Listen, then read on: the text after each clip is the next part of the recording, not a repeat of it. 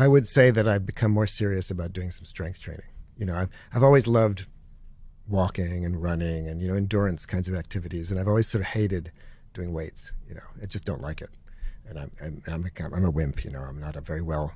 I'm not a very strong person, and people tend to do what they like, right? You get reinforcement from it, and the more I study the importance of resistance training, and the more I study the importance of doing weights, especially as you age, the more I started kicking myself for being lazy about that. So now I try to do good 2 strength workouts out of every week at least, and take it more seriously, because especially as you age, loss of muscle mass can be really debilitating. There's the technical term for that is sarcopenia. Sarco is the Greek word for muscle, and penia is loss, so muscle loss. So as people get older, they tend to lose muscle, and when you do that, you become frail, and you lose functional capacity, and then that starts off a vicious cycle, right? Once that happens, then you're less likely to be physically active, and then of course when you're less physically active, your muscles begin to waste away more, and it's very debilitating. And so I think as we get older, and I'm getting older,